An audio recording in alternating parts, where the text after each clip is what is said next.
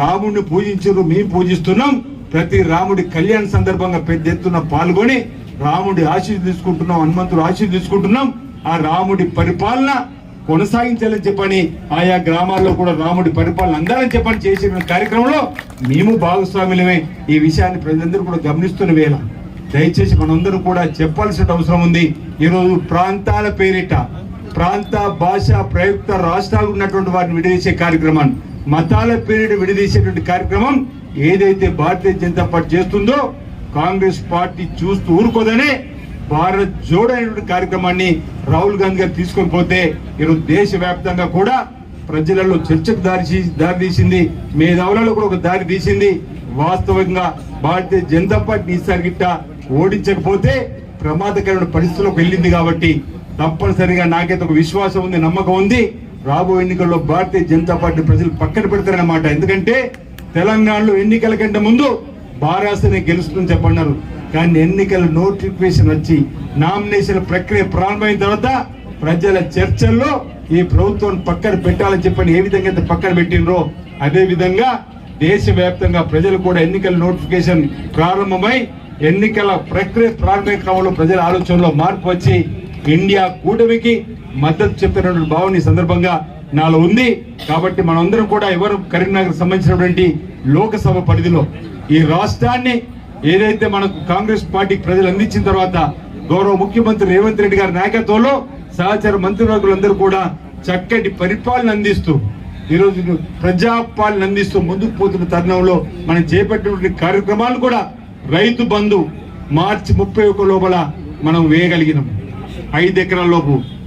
గత సంవత్సరం ఈ ఏప్రిల్ 24 దాకా వాళ్ళు రైతు బంధు వేస్తున్నవేరు. ఏది రైతు బంధు అన్నారు? ఏది మీ పరిపాలనలో మనం ఎన్నికల్లో గెలిపించిన 3 రోజుల నుంచే ఈ ప్రభుత్వాన్ని కూల్చాలని కుట్రలు పడినటువంటి బామర్దుల యొక్క ఆటలు సాగకుండా తండ్రి కొడుకులు మామ అల్లుళ్ళు ఈ ప్రభుత్వం పడిపోతుంది ప్రచారం చేసినా వాళ్ళ మధ్యలో గొడవలు కుమ్ములాట్లని చెప్పని ప్రచారం చేసిన 4 మాసాలు చక్కటి పరిపాలన అందించి ముందుకు పోతున్నటువంటి ఈ ప్రభుత్వం పైన అనేక మంది మేధావులలో కూడా ఒక చక్కటి చర్చ జరుగుతూ ఉంది. అనేక మంది వివిధ వర్గాలకు సంబంధించిన వాళ్ళు ప్రజానికం కూడా కాంగ్రెస్ పార్టీ అంటే ఇలా ఉంటుంది, గతంలో కూడా రైతులు రాజు చేయడానికి కోసం ఏదైతే కొనుగోలు కేంద్రాలు ఏర్పడేసినామో మధ్య ధరకే ఈరోజు కొనుగోలు కేంద్రాలు ప్రారంభం చేసినాం, రైతుకు ఉచితంగా కరెంట్ ఇచ్చినాం.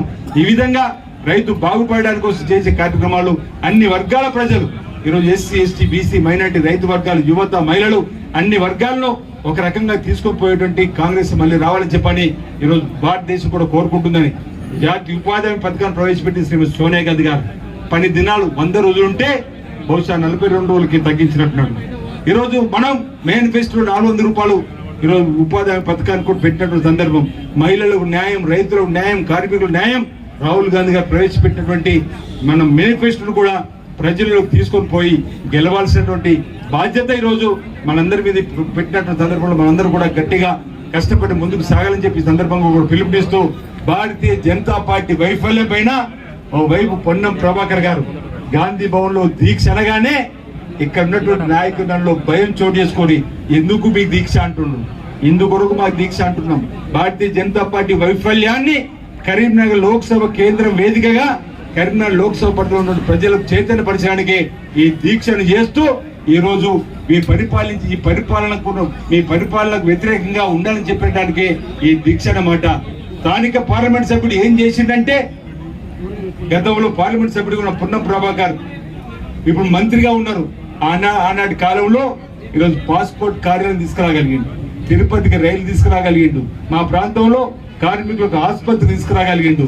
ఈ విధంగా నవోదయ కేంద్రాలు కానీ ఈరోజు కస్తూర్బా పాఠశాల కానీ అనేక కేంద్రం నుంచి వచ్చి తీసుకురాగలిగిండు. ఈరోజు మీరు ఏం తీసుకొచ్చారంటే సమాధానం లేదు. కొన్ని అంశాలు మాట్లాడాలి అన్న తను మాట్లాడినప్పుడు